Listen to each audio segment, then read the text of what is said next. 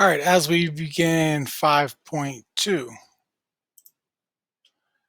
we're going to be talking again about uh, bisectors, perpendicular bisectors, things that we have talked about in the past. We'll make some connections back to chapter 12 that we came out of.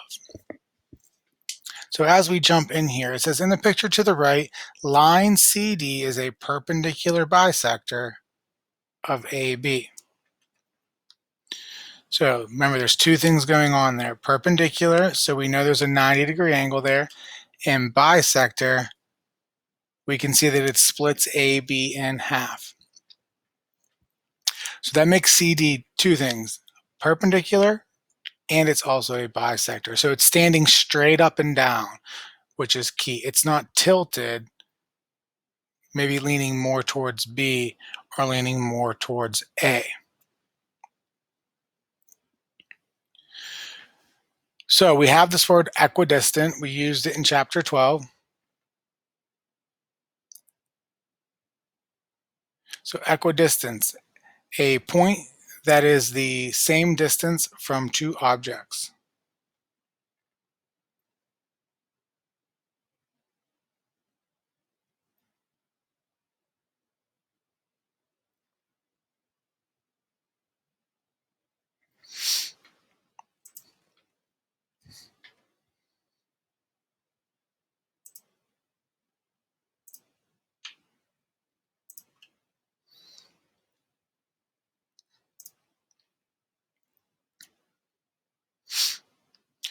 All right, we get to our first theorem right out of the gate there, theorem 5.2, the perpendicular bisector theorem, and it comes along with a converse. So if a point is on the perpendicular bisector, so anywhere on that perpendicular bisector, so picture a point just sliding up and down that perpendicular, it can be anywhere on there. So if a point is on there, and let's say we stop it right here, then the distance from C to A and the distance from C to B, since this is going straight up and down, it's not leaning a certain way, that's going to be the same distance. It's going to be equidistant. So if a point on the perpendicular bisector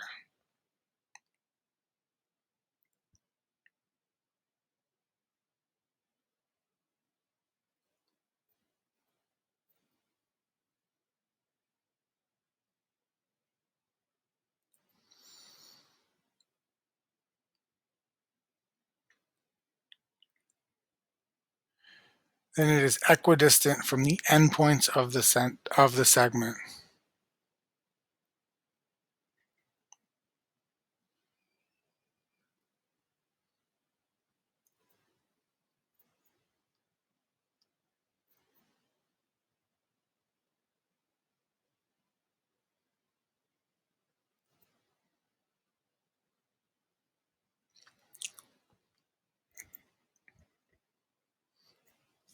So we can see that down here. We have point P. Point P can be anywhere on that bisector. So imagine that was on a flagpole or a telephone pole, and now we have these ropes or these wires that are tethering to it, keeping it balanced. They're going to be the same distance if those stakes are the same distance away from the flagpole.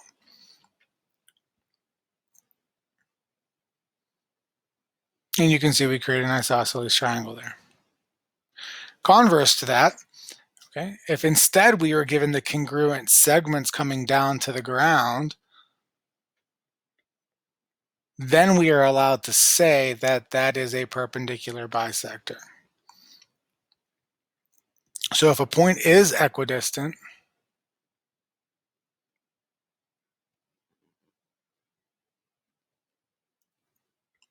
from the endpoints,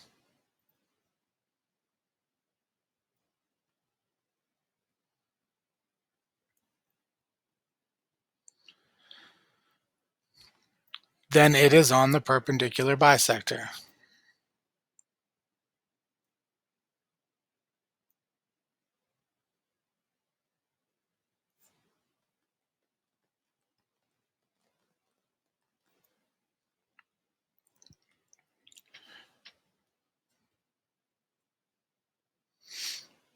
So there we have it.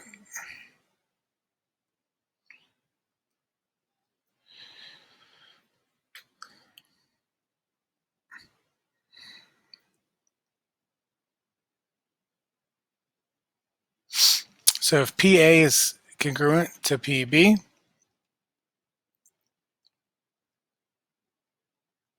then PM is perpendicular to AB, and MA is congruent to MB.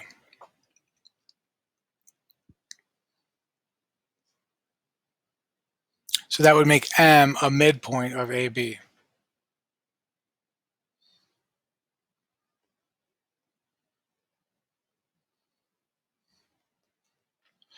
All right, what is the length of AB? So some things we have to establish here.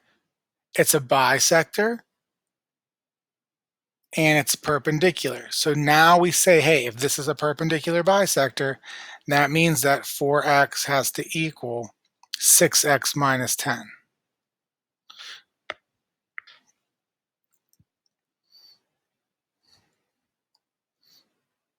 Subtract the 6x. We have negative 2x equals negative 10. Divide both sides by negative 2. X equals 5. That means that AB equals 4 times 5, which equals 20.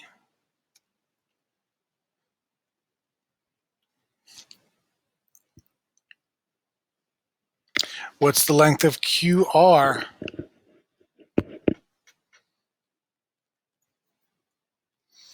So we have a bisector, we have a perpendicular bisector. That means that 3n minus 1 should equal 5n minus 7. Let's bring this over the other way this time.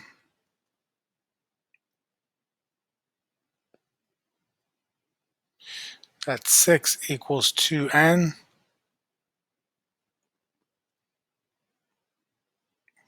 N equals 3. So what is QR? QR is 5 times 3, which is 15, minus 7. So QR is 8. Make sure you're answering the question. It doesn't say what is N, it doesn't say what is X. It's asking you for segment lengths. So a park director wants to build a t-shirt stand equidistant from the roller coaster.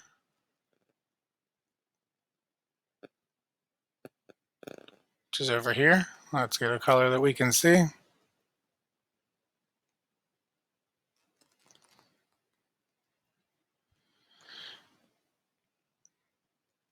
And the spaceship.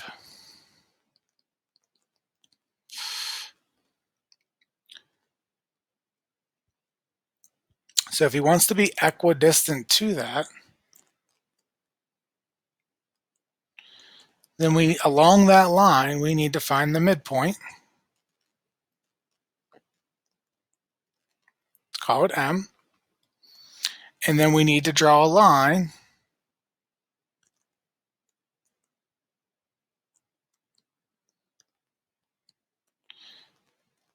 Now it can't be that line, right? It has to be a line that's going to be perpendicular.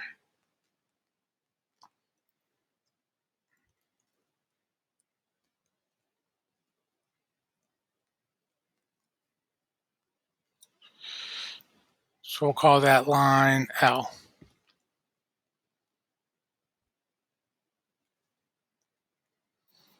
So then we can tell this guy that the t-shirt stand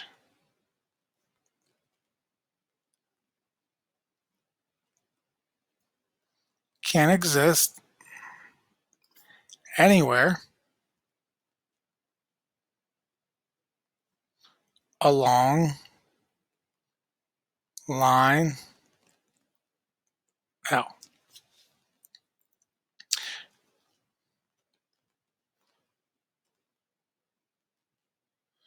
And there's no singular spot. Anywhere along this line is going to be the same distance from those two locations.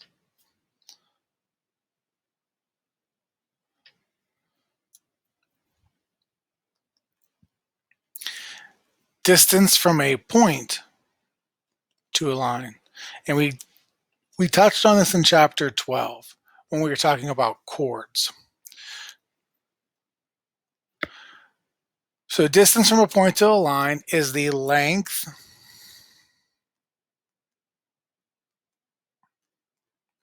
of the perpendicular segment from the point to the line.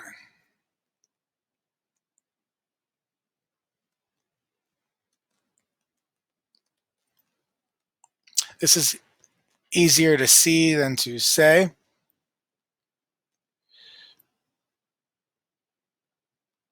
So in Theorem 5.4, angle bisector theorem. So we use that idea above down in this theorem. If a point is on the bisector,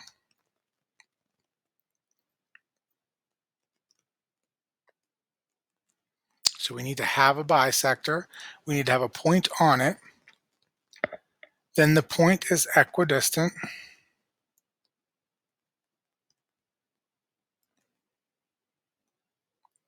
from the sides of an angle.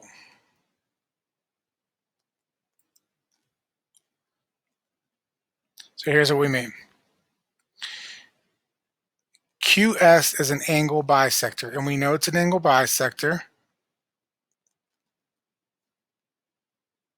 because of those arcs.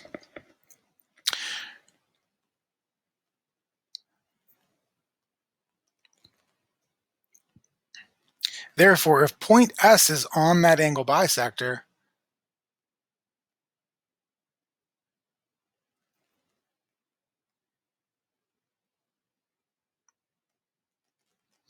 then we need the length of the perpendicular segment.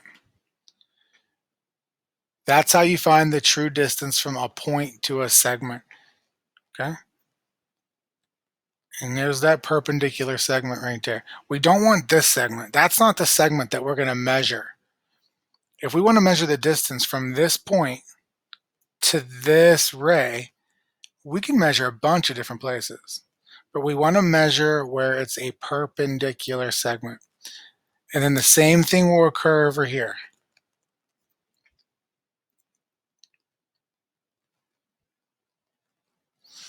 And what we're saying is since that point S is on the bisector, no matter where point S is, if we were to slide point S down here, that black and that blue perpendicular segment is going to follow it. It's going to slide. And they will be the same through the life of that bisector. And notice we make right triangles there. That always opens up some prior things that we can use. Converse. If a point in the interior of an angle is equidistant, if a point in the interior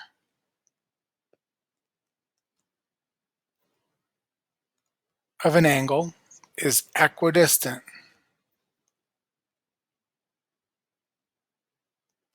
so we just have a point floating around in there, and it is equidistant from the sides of an angle, then the point is on the angle bisector.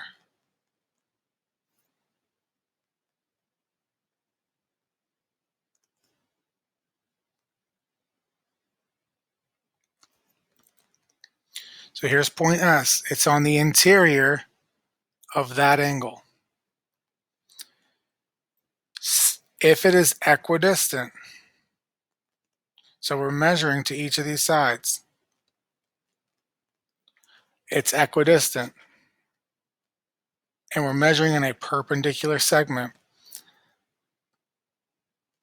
that means that we have an angle bisector right there.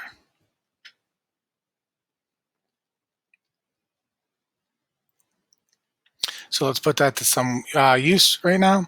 What is the length of RM? So notice we have here, RN is an angle bisector. Notice we have these perpendicular segments here. Since we have that angle bisector Rn, then these are going to be congruent.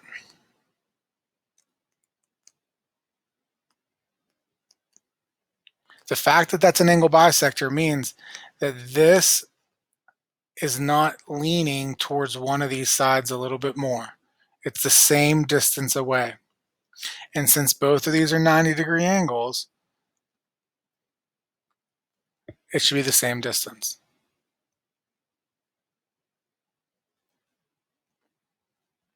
Just a little bit of algebra there. X equals 5. So what is Rm?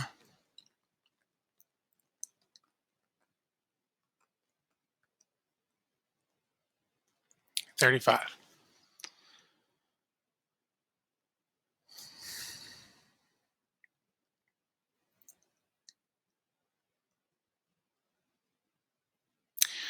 All right, pause it. Try the next one on your own.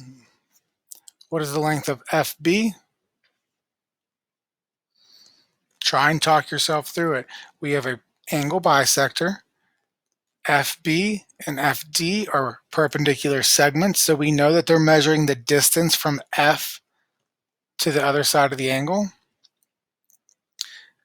That means that 6x plus 3 should equal 4x plus 9.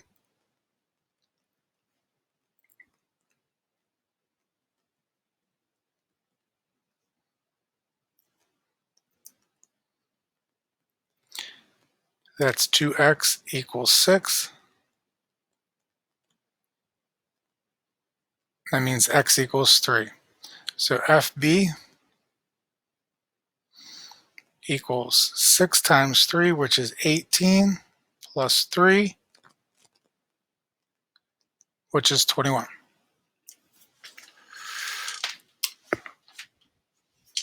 All right, you have your homework listed there at the bottom.